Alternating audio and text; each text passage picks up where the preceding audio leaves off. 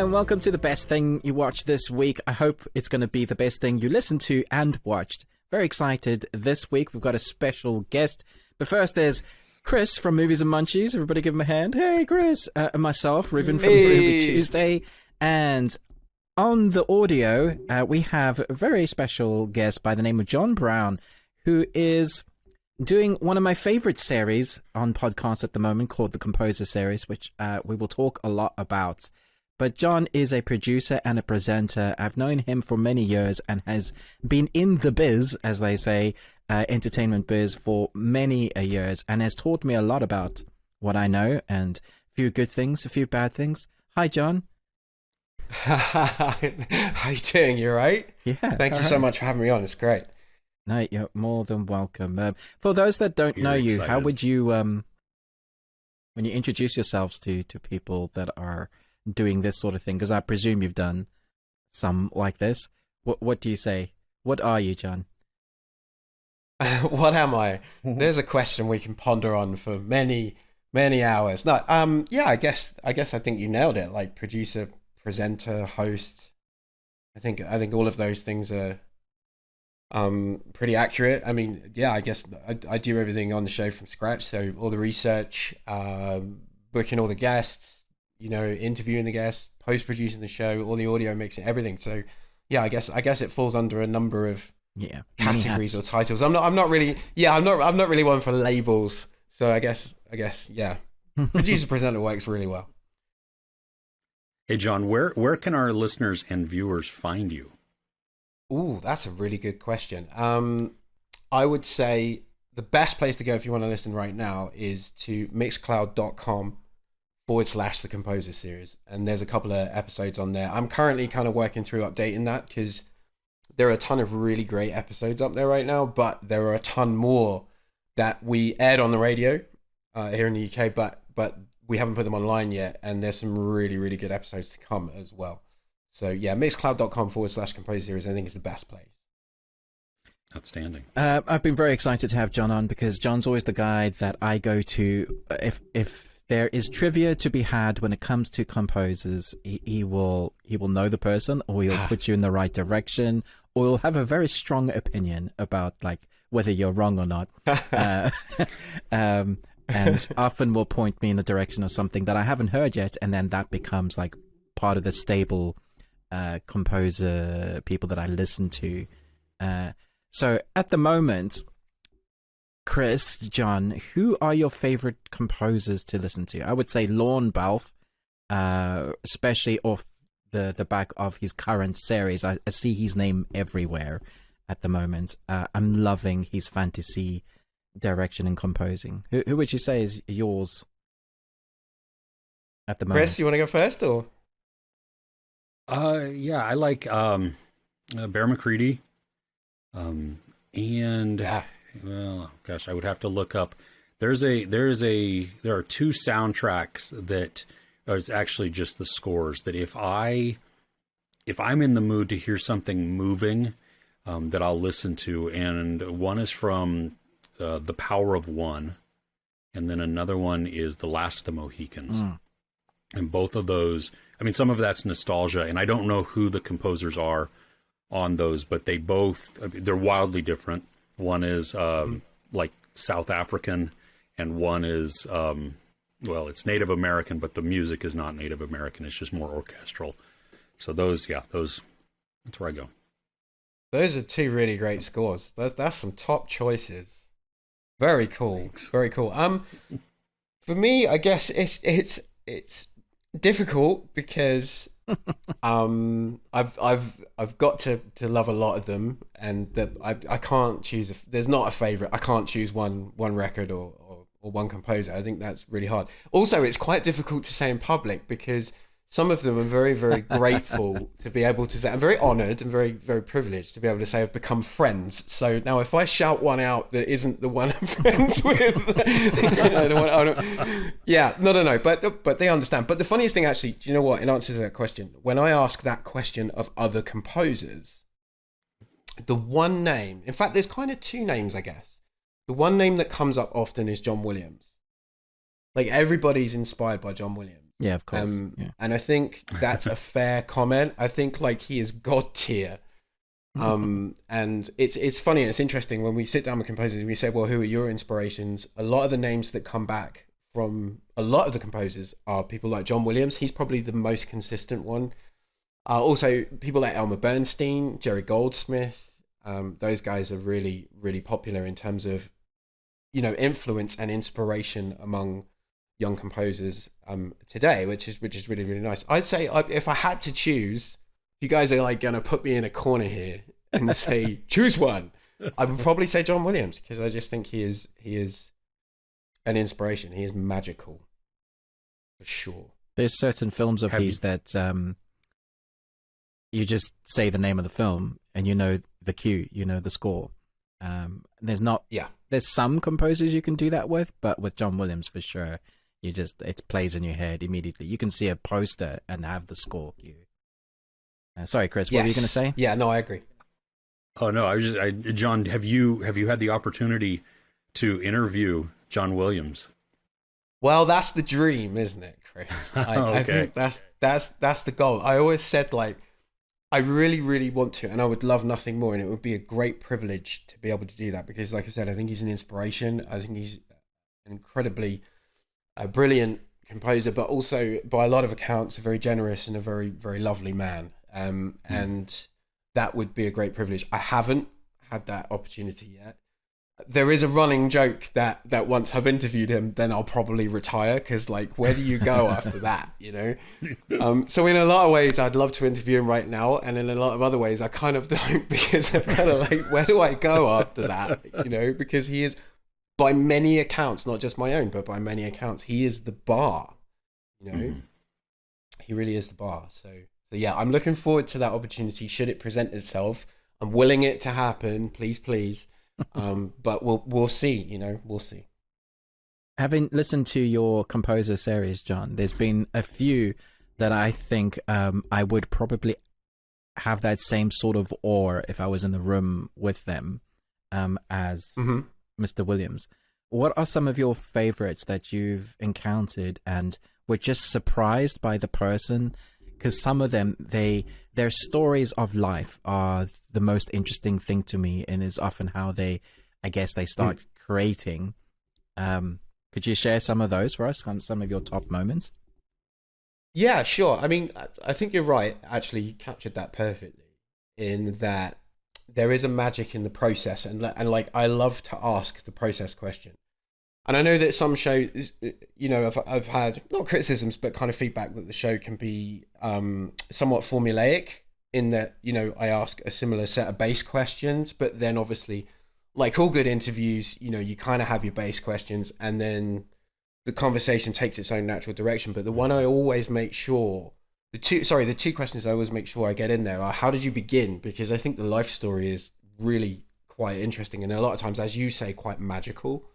And the process, because every artist has a different way of doing things. There's no right or wrong way of doing a thing. It's just every creative person has their own way of doing that, and that inspires me. So yeah, I mean, there are different ways to do that, and different ways that composers do that, and each and everyone I speak to has a really interesting way of doing things, and that really inspires me. In terms of moments, I can't really say, again, going back to my previous point, I can't really say like favorites, because I've got to be brutally honest with you. And I know this is a really boring answer, but they've all been really, really wonderful. Like, I can honestly say with my hand on my heart, I've never ever gone into a room or onto a call with a composer and had a bad time, ever, because they are the most wonderful community of people.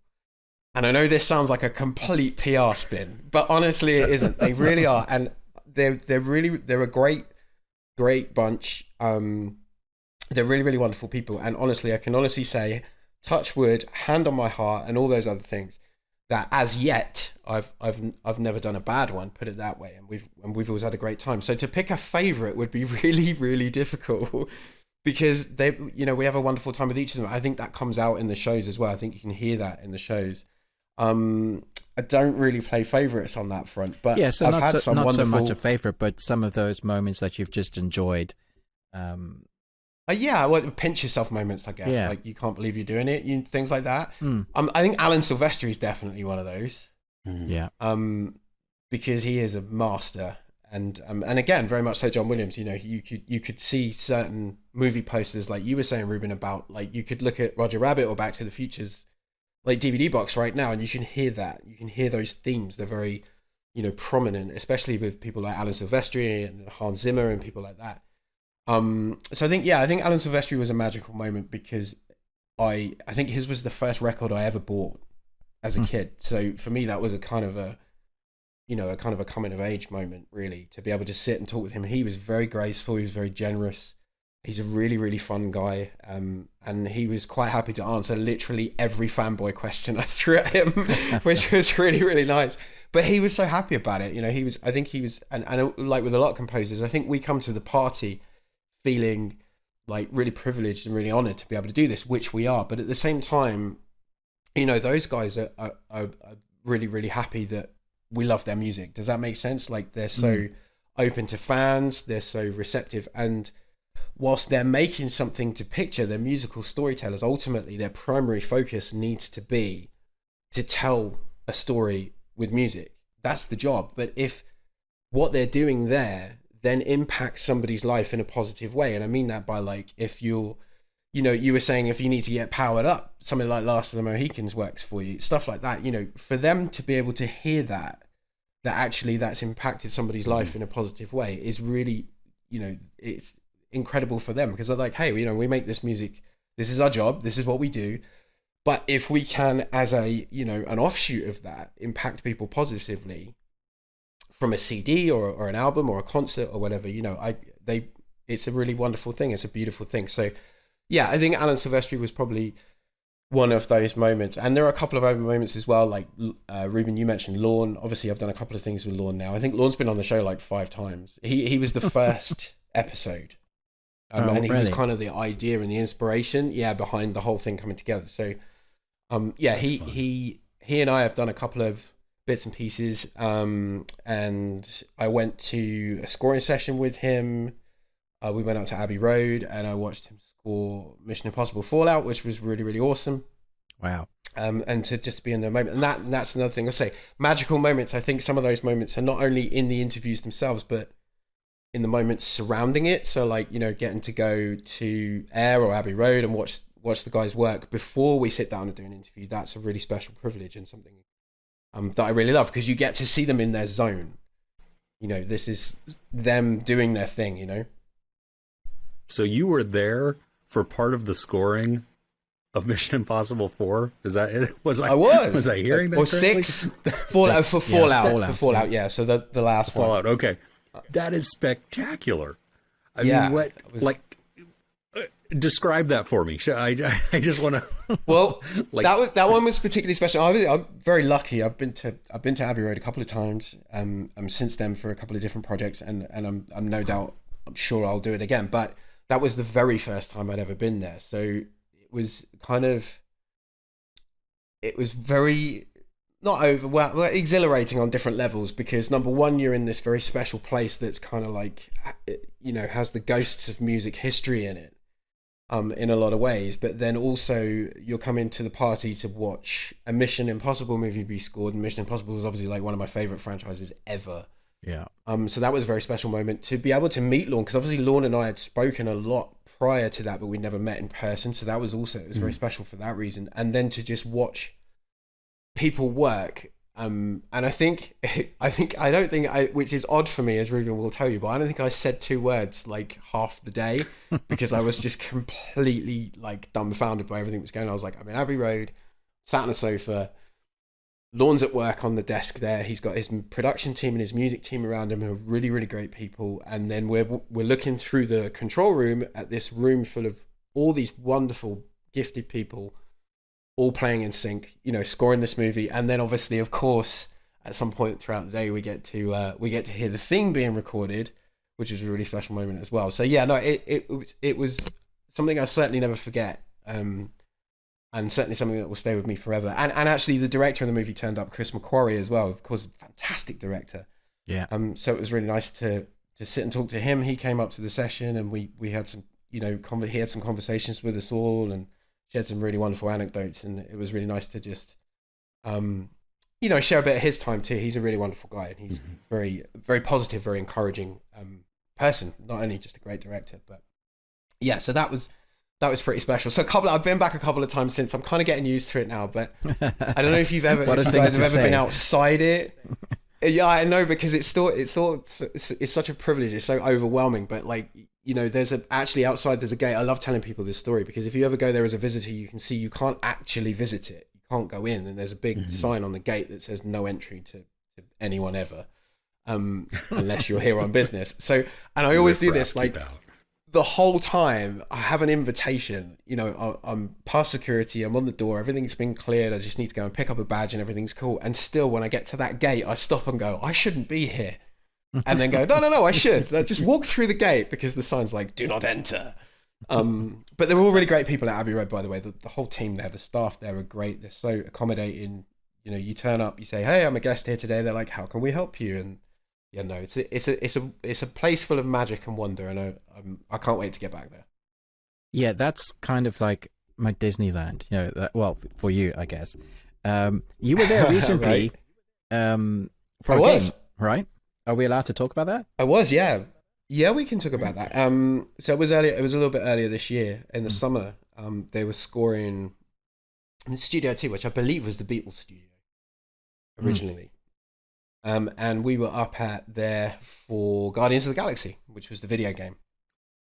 And Richard Jakes was recording that there. And it was really nice because, again, Richard was someone I'd been a big fan of for a while. Like, I love the score that he did for Bloodstone, the James Bond video game, a couple of years back, about 10 years or so now. So it was nice to go and meet him. And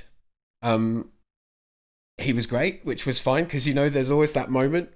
You say about meeting your heroes and all this kind of stuff. So it was nice to be. He was really, really lovely. And we had a lot in common. He is totally into everything like we are. Like, he loves comics. He loves, the lore of everything. Like, he did a ton of research into like Guardians history before he started writing scores. Like, amazing. From comics to movies to cartoons to like, he took it all in. Because he himself was a fan. So it was really nice. Yeah, we had an opportunity to go and watch that, and I just went over there for a morning and watched him like working with, I think he was working on brass and strings that day, because obviously because of COVID everything has to be recorded separately in different segments now. You can't have so many people in the room and stuff. Oh gosh, yeah, I think he was doing brass and strings that more day. Complicated. Yeah, no, but it was good. It was really, really nice, and I got to hear the theme, which you can now hear in the game, of course, being recorded and played for the first time. So that was an experience for sure. Yeah, I've just finished the game, and the dialogue and the story are fantastic, but that game wouldn't be what it is without that score. The score is so alive and puts you in that adventure zone. So to have been there, he amazing. Yeah, no, I know he was hoping for. I mean, anyone in a creative position like that always hopes for the best possible result, of course. But I know that he was extra passionate about everything about it. And it was so important, and you'll hear that if you listen to the show.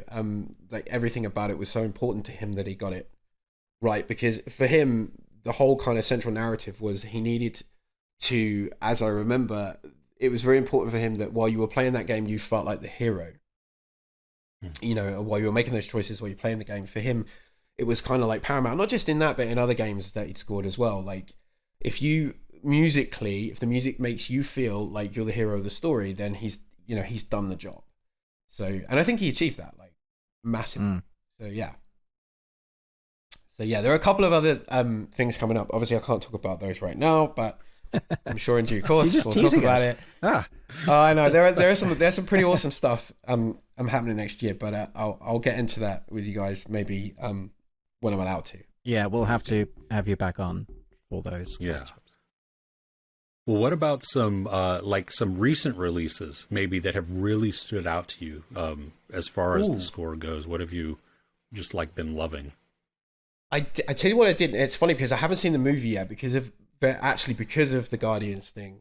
I didn't get a chance to screen the movie, but Ramin Djawadi's score for Eternals is amazing. I had a chance to sit down. I still haven't seen it in context, but I sat down and listened to the score the other day, and I thought, this is gorgeous. Like, really, really, really nice. I'm a big fan of Ramin's anyway. I love his stuff on Game of Thrones. And you know, Iron Man as well. Of course, he scored the first Iron Man. Yeah, that was an amazing score. Really, really, really like that. And also, the couple I keep coming back to, like Rob Simonson's score for Ghostbusters, just incredible. The way that I mean, I don't want to talk too much about that, because I guess if you talk too much about what he's done on that score, you kind of give some things away in the movie, I guess. But it's such a great hat tip to the past. Let's put it that way. And nice. What else was I listening to? I really like Chris Bauer's score for King Richard. That's out this week. It's a really beautiful score. And what else has really stood out right now?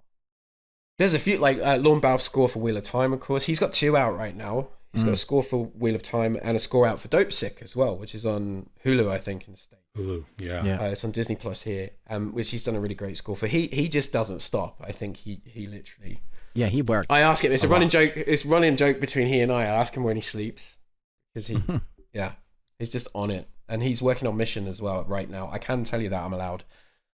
He's working on the next mission right now too, so he's busy. Is he doing both of them? But yeah, the next 2? I believe so. Yeah, I don't. We Nice. we didn't get to that. He actually said on my last show with him that he was scoring mission, and that was in the public forum, so I can a little bit. But I'm sure he's going to come up with some awesome concepts like he always does. Yeah. But yeah, it's an exciting time. Put it that way. But there's so many good scores right now. Of Time score then? Yeah, I love it. I kind of feel like I'm a little biased though at this point. I don't know if I. well, I haven't met him. And, he'll love it. I love the score, but this is a good segue into Chris, because you see the first 3 episodes are out, and I got the screeners for a number of them, and absolutely loved it. But I haven't read the books. But I hear Chris doesn't like it. Let's talk about this, Chris. It's not. I enjoy the score. Okay, and let me preface. I'm only 1.5 episodes in, because my last 2 days of binge watching and watching for reviews have been also timed with some releases. So I've had to cut some things short, and I also had to go to a press screening the other night when I would have started Wheel of Time. So it was, anyway, enough excuses out of the way. Okay, I'm done with my excuses. It feels like it's kind of fan fiction of Lord of the Rings. Wow. Okay, so I know. If you're listening, okay. Start throwing things at your screen. Yes. Instantly dislike Chris's video, not Ruben's. Okay, but I wrote down a couple of notes just as I was watching, just in those first 1.5 episodes. Okay, so it is mentioned in Wheel of Time that there are the Mountains of Mist. We have the Misty Mountains within Tolkien's world. I see what you're doing. There is the one there's the one power. Well, there is the one ring. They talk about how they miss the sound of rushing water. Well, I miss the sound of leaves and trees. The Trollocs, which is also just almost like a play on words of orcs. So you have this group of Trollocs chasing down the mountain towards the people. And they don't look the like orcs do that. though. They don't. Okay, fine. The character design is spectacular. Yeah. Those monsters that they create, I loved them. They were outstanding. So I'm not trashing on the whole series. It's just I just had issues with it. And then when they get to cross the river, in episode, I think it's episode 1 of Wheel of Time, they come to this place where they're being chased by these I totally the see Trollocs. Okay, you're ruining it for me, Chris. They come to the river and they get on the boat and they go across, and then this hooded, shrouded figure with no eyes and a big screaming mouth on a black horse stands at the edge of the water on the dock and screams. Yeah. Are you kidding me? That was a Nazgul. That was a Nazgul, yeah. I just now. the thing is, this comes from a book that he started writing in 1984, so it had to be there first, right? What, the book, The Wheel of Time, was there before Tolkien? No, I'm just right? saying That's what the author started writing it. Oh, no. Tolkien was Tolkien's first, way obviously. before, yeah. Yeah, no, I know, that's what. So, I'm willing to give the show a chance. Okay, and I am enjoying it. I just have it's been really tough for me to get into, because part of it is just I need to take myself out of this is a Lord of the Rings ish ripoff. You know what I mean? Like, it's light, and let it just be its own thing. Because I love Rosamund Pike. Yeah, she's fantastic. I think she is yeah, absolutely. She's a wonderful actress. Even the four kids that they have, and they're not really kids. I mean, they're 20 years old. Yeah, to us they are, though, because we're ancient. They're kids. Yeah, they're the same age as mine. So, but to have, I like them so far, and I like how they have come from different backgrounds and just within one little area. They're messed up. The one with the kid who, there was a situation where he was in a fight and something tragic happens, and I felt that. I mean, it was like when he sees it. And his eyes, I mean, he just, like, I was like, oh my gosh, so it is hitting me. It's not, I'm not. So you didn't think that wouldn't happen in Lord of the Rings? No, I was searching for, like, where does this go? Where was this at in Lord of the Rings? No, I'm just playing. But... You're allowed to not like it, kind of. No, I know, but it's. I'm willing to give it a try too, because you know what? It's not fair to judge the entire series. And I didn't realize that it was 3 episodes in one day, and then it's dropping weekly through Christmas Eve. Yeah. So it is. I mean, there's a chunk to this show, so I need to let it work. I need to let it breathe a little bit, and I understand that sometimes premiere episodes are a little. It has wonky, had mixed they're just feelings though from fans who've read the books. There's a lot that they've changed apparently, which I can't speak to. So there is that side of things. What about your thoughts on it, John? Have you managed to watch it yet? I know you've listened. I haven't. Do you plan? I haven't. No, I like your fantasy. Yeah, I do. I'm a big fan of all that kind of stuff. I was actually really, really excited about it.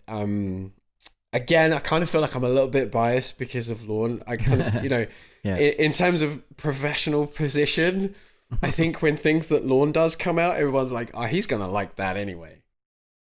But I know. But anyway, so it's come out, and I'm getting around to it. I really, really want to see it. I don't know if I want to now after what Chris has said. I know, yeah. But... No, don't let me. No, I'm just kidding. No, I am really looking forward to it. I'm looking forward to drawing my own conclusions on it, of course. But I haven't seen it yet, so I can't comment. But I do know that the score is fantastic. It is. It's excellent. Yeah. Mm-hmm. And talking about another title that has had mixed reviews, mixed impressions from fans from a long time running anime. We can finally talk about it. And I'm sure John's heard the score as well for this from the Cowboy Bebop live action series, which is, again, there's people on the internet that are angry. They, pitchforks and saying words and keyboard warriors. And but I thought the score was excellent. And there's a lot about it that I loved. I didn't love the series, and I think I still love the anime. So, who wants to go first? Chris, if you've seen it, I'll let you go first. Okay. Well, okay, so I really loved the anime. One thing that I absolutely appreciate, because it is central to the anime, is just a whole aesthetic, is the score. And you have, I believe her name is Yako Kanno? Yeah. I think you got that right. Yeah. And so she scored the anime. They brought her on to score the live action. So the music is spot on. And I like that. I thought that was great because it still captures this weird mixture of a Western in space that's infused with jazz. Yep. And that, I don't even know how that works. And it is beautiful. And outstanding. So that, I love that. The series itself, I wanted them to make it different, more different, because they kind of went the same, but then they changed.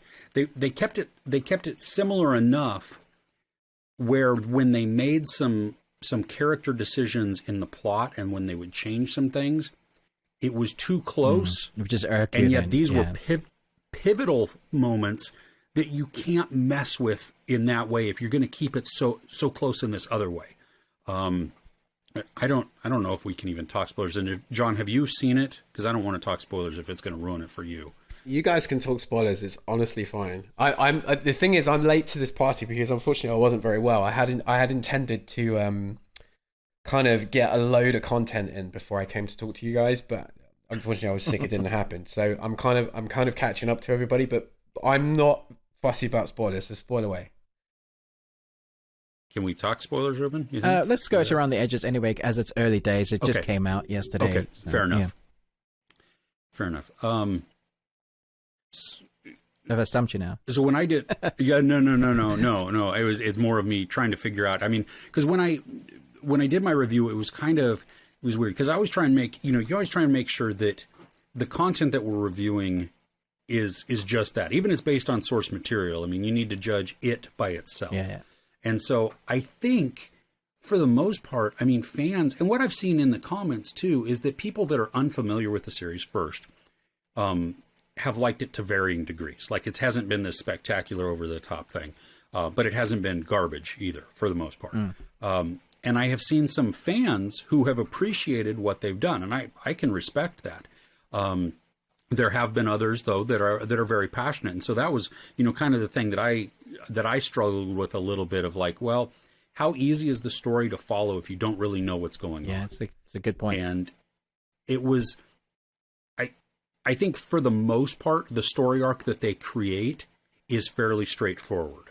Because even the series itself is a little convoluted here and there because it has that overarching story with a whole bunch of adventures. Yeah, it kind of built dips in and out. Yeah.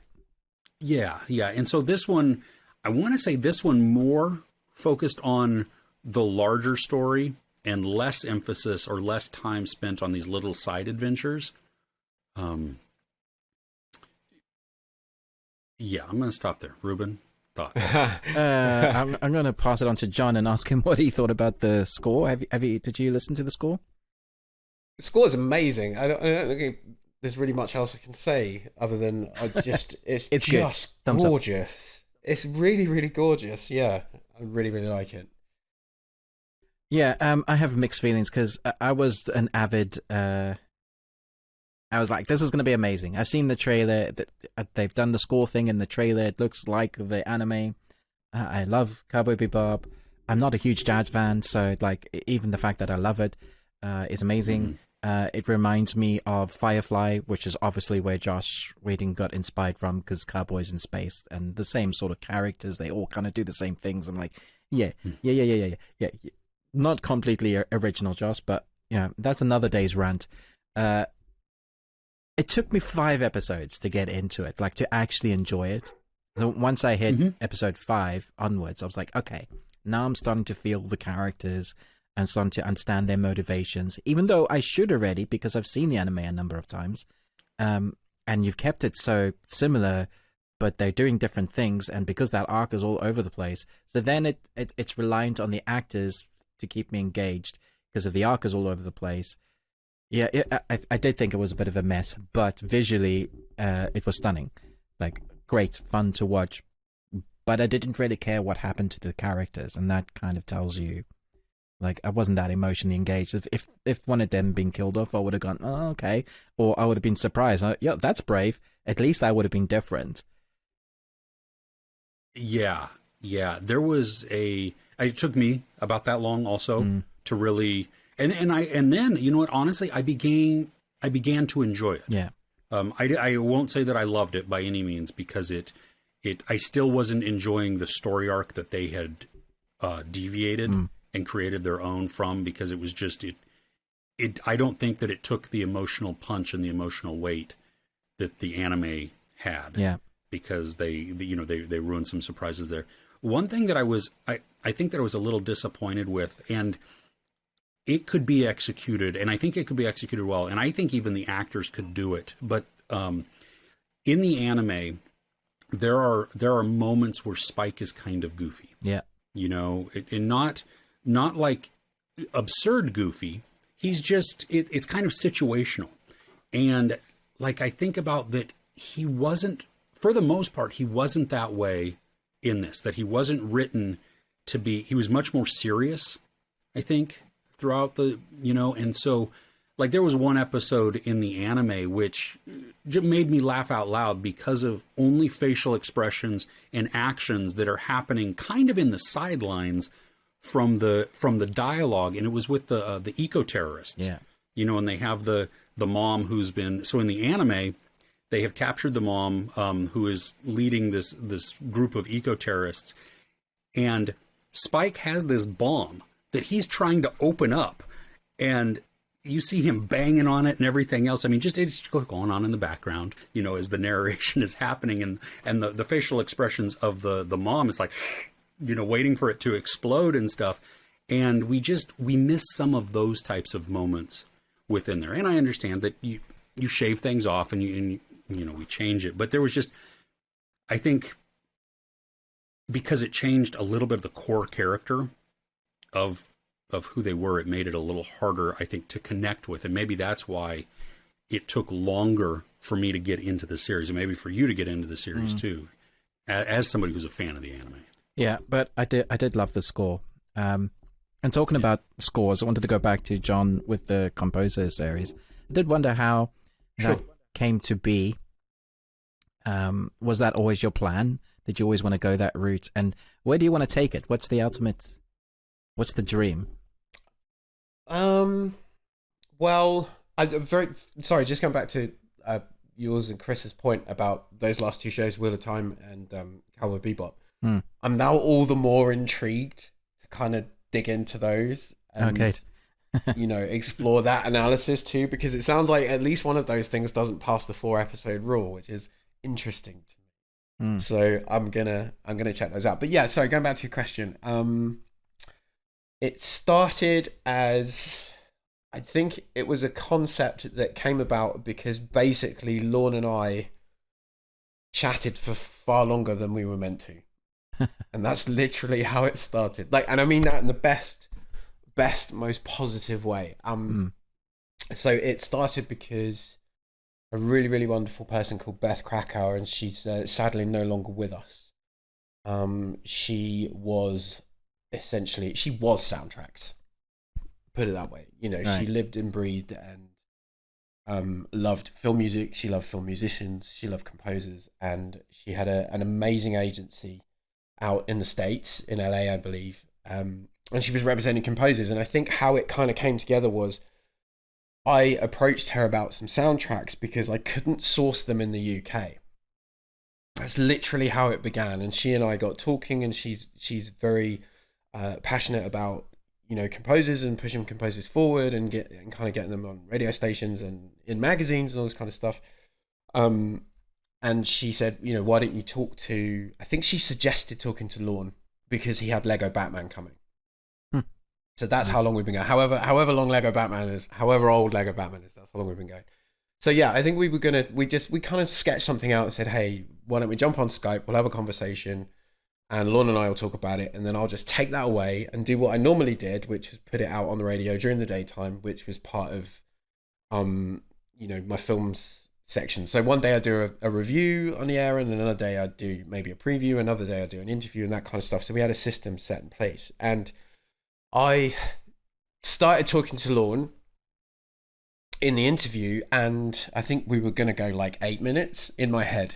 We were going 8 minutes, and it was like 35 or 40 minutes had gone by because but it was one of those conversations. Like, I'd been a huge fan of everything he'd done before that. Like the Assassin's Creed 3 score, for example, is just phenomenal. And that's one of the ones that people keep coming back to of his, but he'd done so much great stuff like Megamind and stuff up to that point.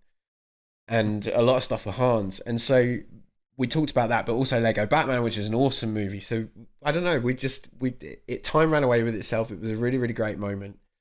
And suddenly I was kind of in a position where I had 35 minutes of content and maybe needed it cut down to like 8 to fit daytime. And I was like, well, how am I going to do this? Is there a way I could put the whole thing out on the air? But how would I do that? And then, my brain starts ticking over and I'm like, well, if I just put a song here, correction. If I put a score cue here and then we talk for a bit and then we put another score cue there and another score cue there and we kind of put a space here and a space here for some commercials and stuff.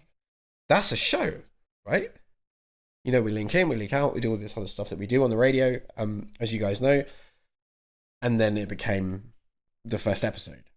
Without me realizing at the time, it's like it just took on its own life. And I actually, I credit to the guys at the station. To be fair, I was kind of sitting around talking to the guys there, like Darren and Mason and stuff. And I said, wouldn't it be wonderful if we could make this an actual program? And to Mason's credit, he looked up to me and he said, well, why don't you try? What's the harm in not trying? I was like, are you serious? You'll air that? And he was like, of course I'll air it. Give it a try. Like, do a pilot. If it doesn't work, it doesn't work, right? But if it works, it works. And so the rest, as they say, is history. We did a pilot, and the guys played it out on the station. I think it was one night at put it out at a really good time as well. It was like 6 o'clock. Nice. Which is a really great time. Wow. And it had a really, really good response. So credit to Beth for kind of spawning the idea, because at the same time I was back and forth saying, Beth, I've got this really great idea, can you send me some more music because I want to do it? And she was like, of course.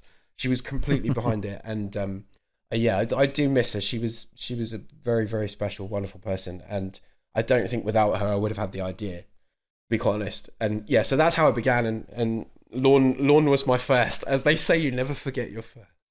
But no, he's been on many times since. He's been really, really great and very supportive of the show, and whenever I need him to come on, he's right there. And of course many, many other episodes with many, many other great composers, and we've interviewed some really, really special people, varying levels of the industry who have all and actually, funnily enough, we're talking about maybe expanding that a little bit more and talking to orchestrators and people, actual musicians and people that play in the orchestras and stuff like that, to try and give a wider view of how film scores are made, instead of just talking to one person. Because the composers are always, and you'll hear on the shows, they're always talking about that composers is never really a one man, one woman, one person job. It's actually lots and lots of people all around you at all times, from music editors to producers to musicians to it's a family really of people that make one score. Even though it comes from the mind of one person, of course, it takes many, many, many people to make it a reality. So, I'm really looking forward to kind of expanding on that. I think whenever Lego Batman came out, I'm sure Ruben's Googled that since I started this conversation to see what there was. It was like 2017, maybe? I want to say 2017. But, so we've been going since then, which is really, really cool. And I'm really, really grateful to be able to keep doing it. And the plan, I think, moving forward is just to pitch it up a little bit and maybe get it out into a wider audience from this point, I guess. Nice. Maybe get it out into the world a little bit more, which would be really nice, to reach out and hit bigger platforms, maybe some more radio stations around the world would be really, really great. And that's all kind of stuff we're working on right now. And going further back than that, there's a question I've not actually ever asked you, John. I just realized while sitting here. Why scores? Because in amongst the friendships in our circles, there'll be people, and I'm sure, Chris, you can relate to this, there'll be people that you can name an actor and then they'll rattle off 30 films they've been in, or quote movie memorabilia, like moments, or what they're what they've got coming up, who was involved in that project. But for John, as long as I've known him, like if you said a film, he'll be like, yeah, what's the name composed that?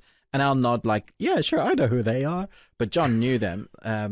Where did that come from? Why was that the bug, that side of film that kind of grabbed your attention? There's two sides to this. There's two sides. Which one do you want to take first? Do you want to take where that passion began, or do you want to take how I knew it was about scores, which is a story that also features you, which is a story you've probably forgotten? Oh, So which way do you want to take? Do you want to take the beginning, or do you want to take the middle bit when we were like in our 20s? Which bit do you want to take? Chris? I want the story with Ruben. Yeah, I feel like this is a choose your own adventure story. You get to choose which page we go to next. Nice. All right, so basically, Ruben and I used to work in a video store many moons ago when God was a boy, as they say. Yeah.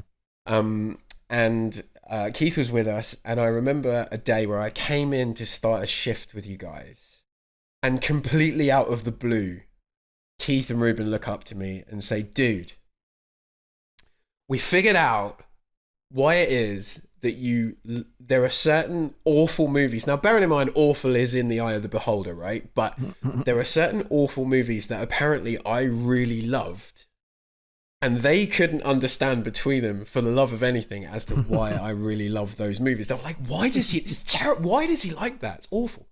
And then suddenly Keith has an epiphany. Looks at Ruben. Ruben and I are looking at each other, and they both look at me and they say, "We figured this out. It's not the movies you like. It's the scores, because those movies are awful, but the music is amazing." And we figured out the reason it's not the movies that you like, it's the scores. And from that moment, I was kind of like, you know what? I think they're onto something here. And it was. And it turns out like there are some movies that and again, this is a matter of opinion, but they might be awful to one person. One man's trash and all that. But yeah, I just thought, actually, no, I just keep coming back to that movie because I like the music in it. So yeah, that was kind of a turning point there, I think, that day in the store when you were both looking at me going, I think we've got to the bottom of why you like bad films. But yeah, so but where it comes from, like, I don't know. It's a difficult one. I think I've always been drawn to them. There's something about and that probably stems all the way back to things like Superman and Star Wars. If I got to be honest, I think John Williams. Thank you.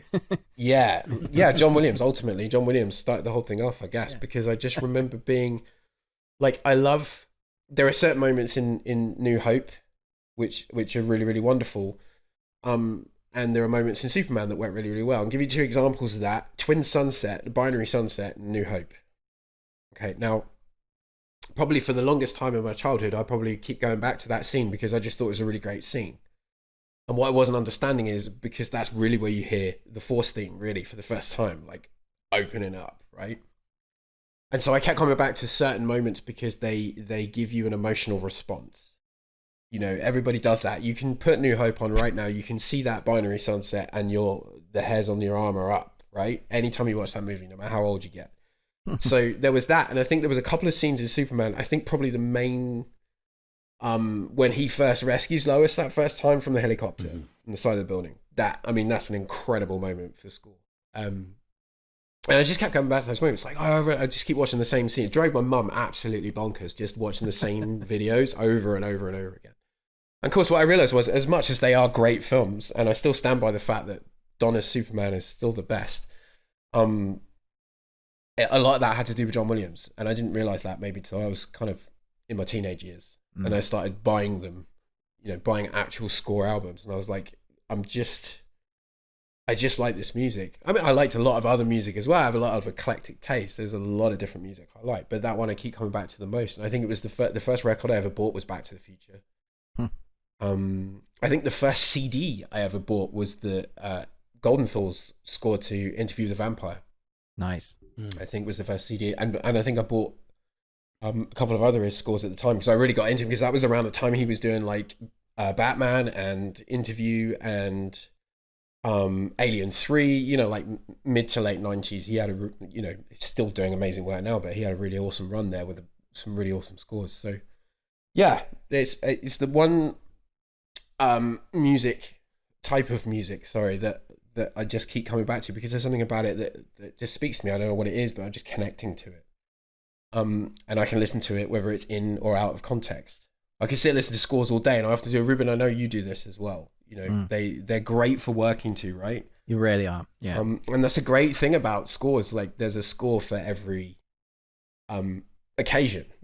To working out, working at your desk. Some are melancholy, some are uplifting, and that's the beautiful thing about film music. Working out. Well, and they can also the Animatrix. Sorry. I was just going to say that's my workout. which is why I obviously don't listen to it that often, because you can see I don't work out that often. Sorry, Chris, Karen, I interrupted you. No. I think, for me, hearing scores also puts that mental image of the scenes, like you were talking about with Binary Sunset, and or even maybe nostalgia of what I was doing or a time in my life when I saw that movie, and now that score helps me to relive that. And yeah, it's totally agree. I have a bunch of those. Yeah, no, you're quite right. I have a bunch of those that kind of draw you back to a moment, and of course, like the mental image, like you can go through scores, and I mean, even now you can go through scores from movies that will have an emotional effect on you, and then before you know it, you're kind of weeping at your desktop because you're like, oh, this it's not because that score, that particular piece is amazing, but you've just in your mind you kind of replaying the scene from the movie. And there are a couple of examples, and I'm not going to go into them right now because I just realized there are a couple of recent films, and I don't want to spoil those movies for anyone that hasn't seen them yet. But Ruben's already going, I know which ones you're talking about. Maybe the last two movies we saw together. Oh, okay. Would be a bit of a giveaway. Yeah. So, but you can go back through those scores, and there's really beautiful moments in those movies that are then reflected perfectly in the music, which I think is good. But yeah, you're right. There are other scores like I listen to and I go, oh, this reminds me of the 90s. Like, Mark Mancini's score for Bad Boys. Like, if you listen to that, you just straight away you're a teenager again. You know. Yeah, which is nice because obviously amazing how they can transport you. Yeah. And Lorne did that. Obviously, recaptured that in Bad Boys for Life, which was really, really nice. But yeah, it's good how they can, like any music, I guess all music does that. I suppose it has an emotional response that takes you to a place. You know. A memory or a movie or a show or a game. Even now, game scores are incredible now. So yeah, nice. Which talking about scores and things to come, I thought this would be a nice kind of segue of where we can talk about things we are looking forward to for the rest of the year. Not necessarily because we don't know when we're going to have John on, so I think it'd be interesting to get his perspective of things, and maybe he can give his kind of 2 cents on scores that he's really looking forward to, because the one that pops into mind, one of my favorite scores of all time is from The Matrix. I love that score to death. And we have The Matrix Resurrections coming up. I'm still on the fence of whether that's going to be great. I love the trailer, but I am worried that they're just like remixing the same film for new people. It feels almost like I guess a Force Awakens sort of thing. Where it's the same story. Not that it won't be enjoyable, and I want to see Trinity doing something, or Neo saying dodge this, or the bullet's time. Yeah. Okay. So what are we looking forward to, John? Matrix Resurrections is certainly on the highlight list. I think we saw a trailer again together, didn't we? So long ago, and we just kind of looked at each other and went, yeah, because it was because it was the first time we'd seen that trailer in IMAX. I think was the reason why we were kind of like that. This is definitely going to be a thing. I am looking forward to that. I'm really, really looking forward to that, and also Spider-Man: No Way Home as well, because Michael Giacchino's on that score, and he scored all of the recent Spider-Man movies, obviously Far From Home and Homecoming, and any other movie with home in the title. He's been on top of that, right? But I was just saying to someone the other day actually that I really, really like his Spider-Man scores. Like, honestly, I love Danny Elfman's as well. I think James Horner did an amazing job. Hans Zimmer, of course, also worked on Amazing Spider-Man 2. So Spider-Man as a universe, as a cinematic universe, has had a couple of different composers, and they've all done really, really great work. But there's something particularly awesome that stands out about Michael Giacchino's Spider-Man. I can't quite put my finger on what that is, but they just really rip, Like, so I'm really excited to see what he does with that, obviously, because this is a really big episode in that arc. Yeah, the new trailer kind of it kind of feels like it did, and I kind of feel like that's coming to a conclusion. There's a lot of endgame energy to that. Yeah, did you guys see that? Yeah, it does. Yeah, I have those two really for me. Yeah, do you want us to spoil it for you now, Chris? Can you please? Sure. Yes. No.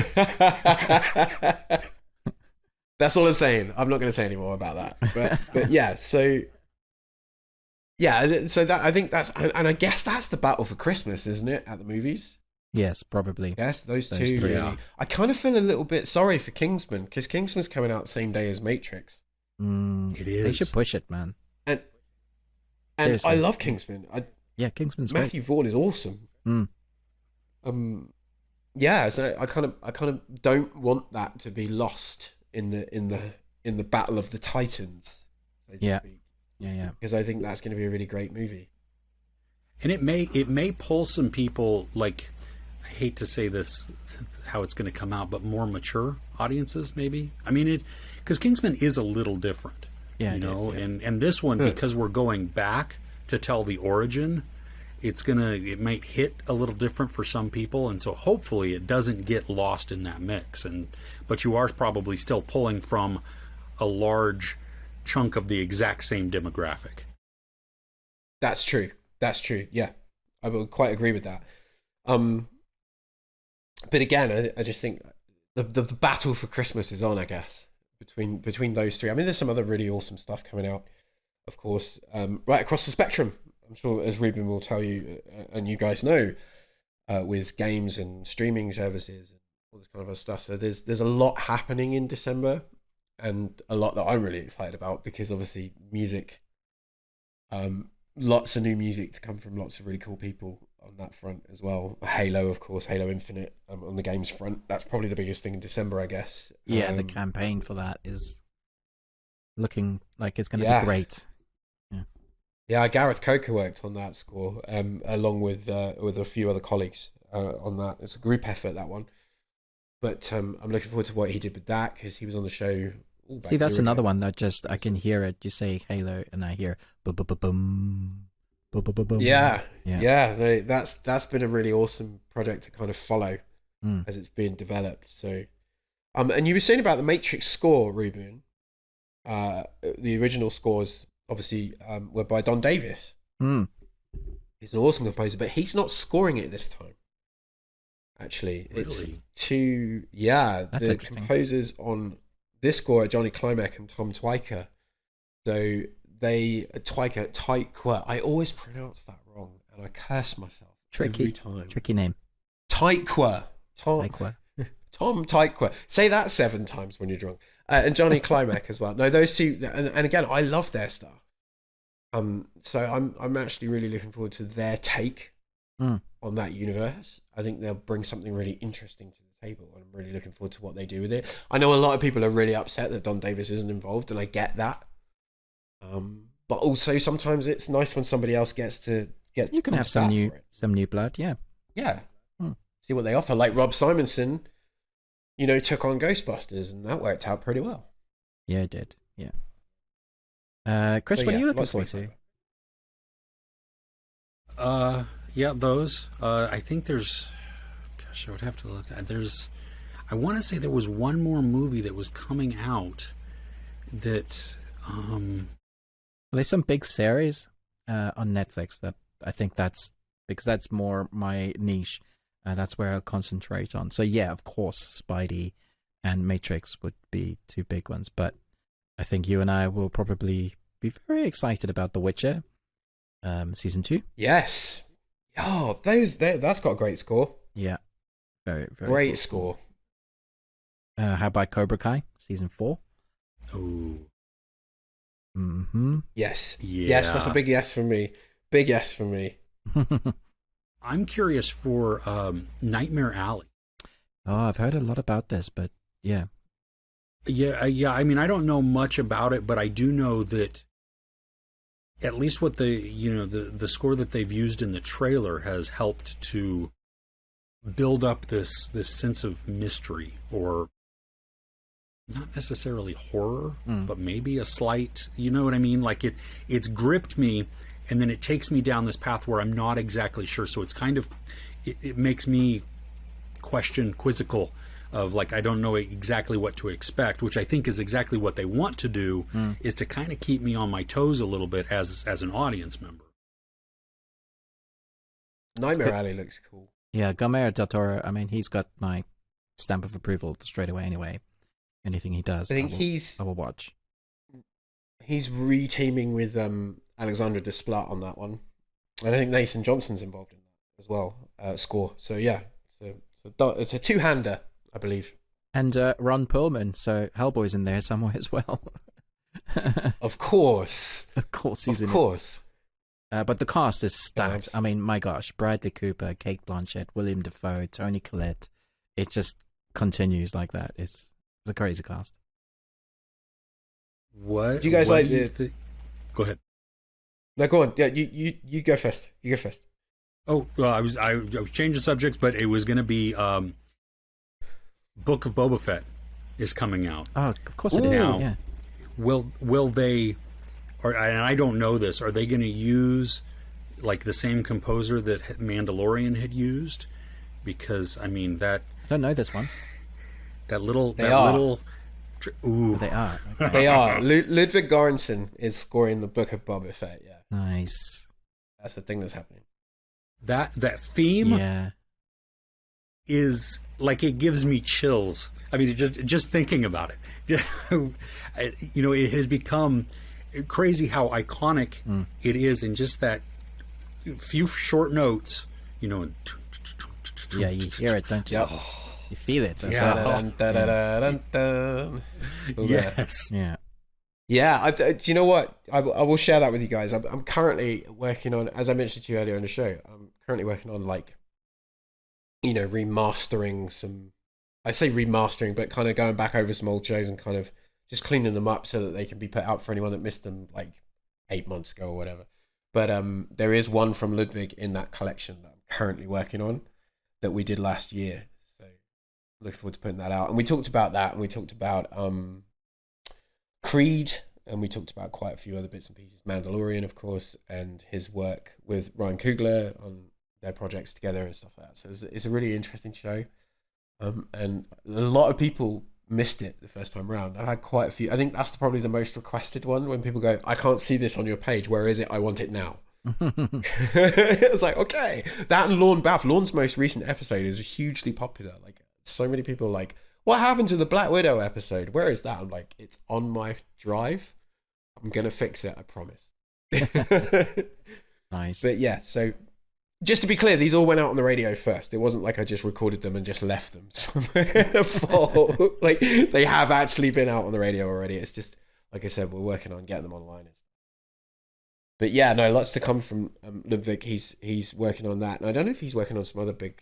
He probably is working on some other big awesome stuff that he can't tell anyone about. But yeah, I think it's going to be a really good couple of years for him. For sure. Yeah, I mean, Boba Fett. And we know we're going to get more Mandalorian as well. So... such a great score. There's amazing remixes online of that, where people have taken it. You know, you get this like toss a coin to your Witcher, and then people just like did their versions of it. There's loads of that. I love seeing how creative people are with that. A lot of fun. Another earworm. Is that the right term? Earworm? Would it just get stuck in your head? Yes. Yeah. So like a toss a coin to your Witcher. Seriously, once I hear somebody start singing that, it's done. Do you know what? I've had that with Ghostbusters. Not the old, like the Bernstein themes. Like, of course, those you always. Whenever anybody thinks of Ghostbusters, I guess musically, maybe we'll talk about this in a second. But musically, you guys have some callbacks. I reckon if you discuss Ghostbusters, some certain things appear in your head. But that thing, and I've been driving people crazy with this all week. There's a newer kind of theme or motif, I guess, that he's created, that Rob created around Phoebe. And I don't want to go into too much details. I don't want to give anything away, but it's like he's written a new theme. You know what I mean? Yeah. That's part of this new family and this new entry to the universe, so to speak. And that theme has stuck with me all week. Like, I can't get that theme out of my head. And anybody that's seen the movie that's watching this right now are going to go, I know what you mean. Because once you get it grips you, you know? Like, it's, again, an earworm. And I noticed when I saw the movie again the other day, it's there very subtly in the beginning of the movie. Like, maybe a piano key here or a little bit of flute there. And then, obviously, by the end of the movie, it's really kind of full force. And I was like, that's cool. Because a lot of people say, oh, this soundtrack sounds like the Ghostbusters soundtrack from 1984, right? And I guess that's the point, and I love that. But no, I think he's also brought something really new to the table with those newer themes for surrounding the kids and the family and stuff, and other things I won't talk about, which I really, really liked. And that's been stuck in my head. That little motif that kind of mainly surrounds Phoebe in the story. It's just stuck, just there, and I can't, like, to the point where I'm whistling it. So yeah, that's probably my modern my earworm right now. Nice. You all right, Chris? Yeah, I'm good. I'm like taking it all in. I was thinking that was a good place for us to end the first segment. If you want to hear the special, the extra bit where we talk entertainment news, that's coming up on our podcast section online, where you can find us on Anchor and Spotify, Apple, other places. Right, Chris? Yeah, absolutely. We would love to have you join us over there. Like, share, subscribe these if you're watching. But if you're listening on the podcast, please also rate and review us, because that is helpful. Is certainly helping us get distributed around.